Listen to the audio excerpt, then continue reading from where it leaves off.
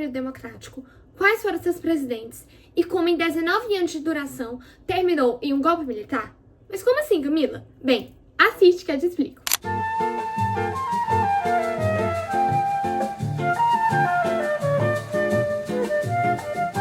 O período democrático ou populista se iniciou em 1945 e terminou em 1964. Durante esse período, 3 partidos políticos ganharam grande destaque. A UDN, que era um partido antigetulista, apoiador da abertura de mercado. Havia 2 partidos getulistas, o PTB, que era focado nos trabalhadores urbanos, e o PSD, que era focado nos grandes proprietários rurais. Durante esses 19 anos de democracia, 5 presidentes foram eleitos, e eu estarei falando sobre todos eles neste vídeo. Então, vamos começar! Em dezembro de 1945, houve a primeira eleição direta após o fim da ditadura russa de Lula. E foi eleito ninguém mais ninguém menos que Eurico Gaspar Dutra, do partido PSD. Afinal, ele era apoiado pelo presidente anterior, Getúlio Vargas. Junto dos demais parlamentares eleitos, foi organizada uma Assembleia Constituinte para, enfim, formular uma nova Constituição, que foi promulgada no início de 1946. Algumas das medidas impostas por essa nova Constituição foram a legalidade das greves, o fim da pena de morte, a igualdade de todos perante a lei, além das liberdades individuais, o fim da censura, a independência dos 3 poderes, o voto se tornando obrigatório para pessoas acima de 18 anos, independente do gênero, e de que, para os políticos, haveria uma pluralidade partidária, além do mandato de 5 anos para presidente. É importante ressaltar que, durante o governo Dutra, estava ocorrendo a Guerra Fria, e o presidente decidiu se alinhar ao lado americano durante esse conflito, o que levou a uma forte política anticomunista, a perseguição de grupos, sindicatos e políticos de esquerda, além da proibição do PCB. Por fim, durante a maior parte dos seus 5 anos de mandato, Eurico Gaspar Dutra manteve uma política liberal em relação à economia, praticando a abertura de capital, além da importação de produtos como máquinas, produtos industrializados, bens de consumo, o que fez ele ser chamado de entreguista pela população, pelo fato de sua política econômica ser diferente da do governo Vargas. Enfim, os 5 anos de Dutra acabaram e em 1950 foi eleito novamente, agora pelo voto popular, o nosso queridíssimo Getúlio Vargas, de volta para um segundo mandato. Com a posse de Vargas em meio à Guerra Fria, o presidente queria mostrar para o mundo que o Brasil poderia superar o posto de subdesenvolvido e, por isso, aplicou uma política chamada Nacional Desenvolvimentista. O Nacional Desenvolvimentismo defendia o desenvolvimento da indústria nacional, além da independência do Brasil em relação às multinacionais. Tudo isso por meio de um Estado interventor. Para alcançar esses objetivos, Vargas criou 2 instituições muito importantes. Temos o Banco Nacional de Desenvolvimento Econômico, com o objetivo de ser uma fonte de empréstimos para as indústrias de base, e temos a Petrobras, como uma fonte de petróleo nacional, com o objetivo de abastecer também essas indústrias de base. A criação da Petrobras gerou uma forte discussão sobre quem deveria explorar aquele petróleo. Surgiram, então, 2 grupos. O primeiro defendia que o petróleo deveria ser explorado somente por empresas nacionais. Esse grupo era formado por exemplo, o próprio Getúlio Vargas, sindicatos, nacionalistas de esquerda, dentre outras pessoas. E o segundo grupo defendia que o petróleo brasileiro deveria ser explorado também por multinacionais de outros países afora. Esse grupo era formado pela UDN e por empresários. A questão econômica gerou um forte conflito no país. E esse é um dos pontos sobre a oposição ao Vargas que a população tinha. Outra questão econômica que causava grande revolta na população era o salário mínimo, que estava desatualizado há muito tempo. Para resolver esse problema, foi contratado João Goulart como parte do Ministério do Trabalho. E ele promoveu um aumento de cerca de 100% dele, ou seja, duplicou o salário mínimo. Isso acabou causando uma grande oposição por parte dos empresários. E para pôr mais lenha na fogueira, o inimigo político do Vargas, Carlos Lacerda, que era deputado federal da UDN, sofreu um atentado. Felizmente ele levou só um tiro no pé, mas o seu guarda-costas, Rubens Vaz, acabou sendo morto nessa brincadeira. Rubens Vaz era um membro da aeronáutica, e após ser morto e depois de serem feitas várias investigações, foi descoberto que Gregório Fortunato, que era o chefe de segurança pessoal do Vargas, foi descoberto que ele estava envolvido nesse atentado. o que causou forte oposição pelo DN, pelas Forças Armadas, pela Aeronáutica e ainda mais pela imprensa. Apesar da grande oposição que Vargas estava sofrendo, ele diz que eu só sairei morto do catete. E assim ele fez. No dia 24 de agosto de 1954, o Vargas deu um tiro no próprio peito e se suicidou. Junto do seu corpo foi encontrado também uma carta-testamento de Vargas. Hoje ele acusava grupos, tanto nacionais quanto internacionais, de impedirem ele de alcançar os interesses do Brasil e da população. Agora eu lerei o primeiro e o último parágrafo dessa carta, só para vocês terem uma ideia.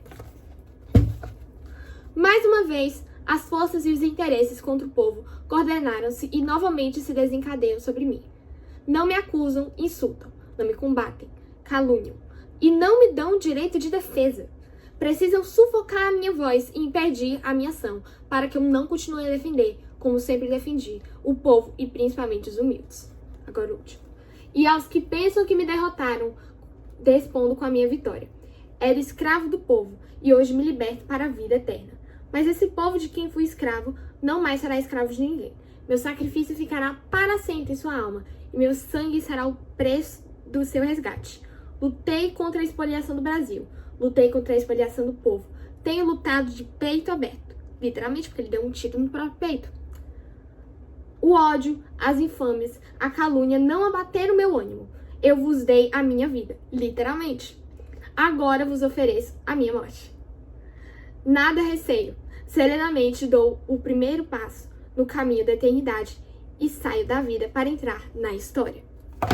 Meus amigos, isso fez com que ele ganhasse toda a popularidade que ele tinha de volta e o povo voltou a amar o Vargas. Muito linda a despedida dele. Mas agora que Getúlio Vargas morreu, é necessário eleger um novo presidente, e entra em cena Juscelino Kubitschek, do partido PSD. Felizmente, ele acaba sendo eleito junto de João Goulart, do PTB, como seu vice, já que o partido do vice não precisava ser necessariamente o mesmo que o do presidente. Acontece que a UDN, liderada por Carlos Lacerda, e alguns militares não aceitaram o resultado da eleição e decidiram tramar um golpe contra a posse de João Goulart e Juscelino Kubitschek. Felizmente, Henrique Teixeira Lott conseguiu impedir que esse golpe fosse dado, bloqueando as ações dos udenistas, e, em 31 de janeiro de 1956, JK assumiu a presidência do Brasil. Assim como Vargas, Juscelino Kubitschek implantou uma política nacional desenvolvimentista. Acontece que ele não implementou do mesmo jeito que Vargas. Na verdade, ele era não ortodoxo. Ele decidiu fazer aliança com o capital externo e, por sua vez, acabou aproveitando de empréstimos multinacionais, etc. Esse projeto só poderia ser alcançado por meio do Plano de Metas, que definia uma série de setores para onde empresas públicas e privadas deveriam investir mais ainda neles, como, por exemplo, energia, indústria de base, transporte, alimentação e automobilística. Fora o Plano de Metas e 50 anos em 5, Juscelino Kubitschek investiu em outras duas coisas. Uma delas foi a interiorização do Brasil, isso por meio da criação de Brasília e a definição dela como capital. Brasília é uma cidade localizada na região centro-oeste. Logo, a sua distância das outras cidades brasileiras é um pouco mais igual do que a distância do Rio de Janeiro comparado às outras cidades, já que o Rio de Janeiro é uma cidade localizada no sudeste e ainda por cima no litoral.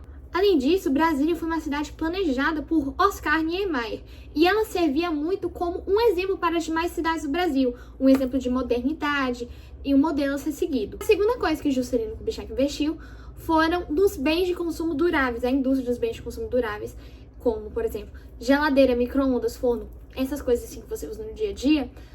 Ela cresceu muito e isso beneficiou bastante a classe média urbana, que agora estava adquirindo cada vez mais itens, produtos, etc. Apesar dos grandes benefícios que Juscelino Kubitschek trouxe ao Brasil, ele acabou trazendo também alguns probleminhas até demais. Além da dívida externa, também tínhamos o aumento da desigualdade social, o aumento do consumismo, o aumento da inflação e principalmente o fim da soberania nacional. Afinal, o Brasil agora se tornava dependente das multinacionais que investiam nele e dos empréstimos do FMI. Tanto que o FMI depois parou de dar subsídio para o Brasil. E aí o Juscelino Kubitschek cortou as relações com o FMI. E é assim que termina o governo de Juscelino Kubitschek, cheio de pontos bons, mas ao mesmo tempo ruins. Bem, agora era necessário eleger um novo presidente, e surge do partido PTN, que era bem pequeno comparado aos demais, Jânio Quadros, um ex-governador do estado de São Paulo e que prometia varrer a corrupção do Brasil, o que fez com que ele ganhasse uma grande popularidade na época. Então, em outubro de 1960, Jânio foi eleito presidente com 48% dos votos e João Goulart continuou como vice-presidente. Logo que assumiu a presidência, Jânio Quadros reestabeleceu suas relações com o FMI e, economicamente, estabeleceu uma política de austeridade. Ou seja, era necessário cortar gastos de algumas áreas para poder investir em outros. Por causa disso, ele acabou congelando os salários, cortando gastos públicos e restringindo o crédito, o que acabou fazendo com que ele perdesse apoio do Congresso e da classe média, que foi extremamente desvantajoso para ela. Em seguida, Jânio Quadros estabeleceu as chamadas medidas moralizantes, que proibiam a rinha de galo, o uso do lança-perfume durante as festas de carnaval e o uso de biquínis nas praias, o que acabou chateando bastante o povo. E a gota d'água de seu governo foi estabelecer uma política externa independente, tudo isso em meio à Guerra Fria. Então, para se mostrar o quão neutro e autônomo que ele era, ele decidiu restabelecer suas relações com a URSS. Ele se opôs às invasões dos Estados Unidos a Cuba, que acabaram de passar por um processo revolucionário. Isso nos rendeu também um encontro entre ele e o nosso queridíssimo Ernesto Che Guevara. Então, isolado e sem o apoio de absolutamente ninguém, Jânio Quadros decide renunciar ao seu cargo de presidente aos 8 meses de governo. Isso na esperança de que, após a renúncia, o povo voltasse a gostar dele e ele voltasse a ter apoio. O que não aconteceu, e ele deixou de ser presidente mesmo. Na lógica, após a renúncia de Jânio Quadros, Jango deveria assumir o poder. Porém, o queridíssimo João Goulart estava em uma viagem diplomática à China, que causava esperança aos partidos de esquerda e receio aos partidos mais conservadores de direita. Isso acabou gerando um grande impasse no Brasil, pois, enquanto de um lado a UDN, junto de militares, grandes empresários e estrangeiros, estavam contra a posse de Jânio, do outro, sindicatos, movimentos estudantis e lideranças políticas de esquerda rezavam para que ele assumisse o poder. E aí surgiu a campanha de legalidade. Em setembro de 1961, o Congresso propôs uma solução: o parlamentarismo, onde João poderia assumir a presidência, mas somente de maneira simbólica, já que quem governaria mesmo seria o primeiro-ministro Tancredo Neves. O governo de João Goulart já se inicia com uma forte crise econômica, e para reverter a situação, além de diminuir a desigualdade social, ele propõe as reformas de base. Essas reformas seriam, portanto, bancária, com o Estado controlando, ou seja, isso afeta os empresários, dando um limite ao capital externo, uma reforma universitária, já que estudar naquela época era algo muito limitado. Então, você ter um curso superior era algo quase que um artigo de luxo. Isso afeta as elites. Uma reforma eleitoral, dando voto aos soldados, aos analfabetos e também ao PCB, o que também afeta as elites. E a que mais causou na época a reforma agrária, que afetaria bastante o PSD, que era formado majoritariamente por latifundiários. Apesar de toda a oposição, João Goulart ainda tinha seus apoiadores, que eram as Ligas Camponesas, a UNE, a União Nacional dos Estudantes, os TGT, o Comando Geral dos Trabalhadores, o PCdoB, os sargentos e, no geral, as esquerdas. Eu espero que vocês ainda estejam lembrados que o Brasil continua como um governo parlamentarista. Mas, em 1963, é aberto um plebiscito para votar entre o parlamentarismo e o presidencialismo. E o presidencialismo ganha com 80% dos votos da população, fazendo com que João Goulart se transforme em o presidente com todos os seus poderes. Com sua autonomia de volta, João Goulart fez várias mudanças no Brasil, como, por exemplo, a criação do Estatuto do Trabalhador Rural. Afinal, cerca de 60% da população brasileira morava no campo, o que fez com que ele perdesse o apoio dos latifundiários, fazendeiros e, no geral, do partido PSD. O Plano Trienal, que visava diminuir a inflação, manter o crescimento econômico e acabar com as desigualdades sociais, isso por meio da austeridade, o que definitivamente não deu certo e fez com que o Jango perdesse tanto o apoio dos trabalhadores quanto dos empresários. E, por fim, um pedido de emenda constitucional para implantar a reforma agrária que chateou a elite política. E é nesse momento de grande oposição ao Jango que começa a ser montado o golpe de 1964. É importante ressaltar que o golpe não foi tramado somente pelos militares e os civis, mas também com a ajuda dos Estados Unidos, que estava no auge da Guerra Fria e tinha medo do Brasil se tornar uma segunda Cuba, ou seja, uma ameaça comunista ao capitalismo no mundo. Por causa disso, campanhas de oposição começaram a ser financiadas pela CIA, pelos governadores de estados importantes como Rio de Janeiro, São Paulo e Minas Gerais, e também pelos empresários. Além dos demais grupos mencionados, outras classes que se envolveram com o golpe de 1964 foram a classe média, por questões políticas e ideológicas, o anticomunismo no caso, e a parte da igreja mais conservadora. As conspirações surgem em março de 1964 e, no dia 13 do mesmo mês, João Goulart convoca um comício na Central do Brasil, no Rio de Janeiro, para defender as reformas de base, defender a nacionalização das refinarias e também a desapropriação de terras. 2 dias depois, foi feito um plebiscito para a aprovação dessas reformas de base, com base no comício que João Goulart fez. E, no final, elas foram muito bem recebidas pela população, recebendo grande apoio. No dia 19, foi feita a Marcha da Família com Deus pela Liberdade, que defendia a deposição de Jango e foi financiada pelos empresários envolvidos lá com os Estados Unidos. No dia 26, ocorreu a Associação dos Marinheiros, uma manifestação que defendia as reformas de base e a melhoria da qualidade de vida e da alimentação nos quartéis e nos navios. O governo de João Goulart entrou em cena e ele conseguiu acabar com a rebelião, mas sem punir os marinheiros envolvidos, o que causou grande revolta nas Forças Armadas. No dia 31 de março, o golpe é finalmente dado por Olímpio Mourão Filho e no dia 1º de abril de 1964, João Goulart é deposto de seu cargo de presidente, iniciando assim a ditadura civil-militar no Brasil. Mas esse é um assunto para o próximo vídeo. Então é isso, gente. Eu espero que vocês tenham gostado desse vídeo, que tenham conseguido entender melhor sobre o populismo. Essa é uma visão baseada no que eu estou estudando na escola. Então, caso vocês queiram conteúdo mais aprofundado, falem pra mim. E é isso. Um beijo. Tchau!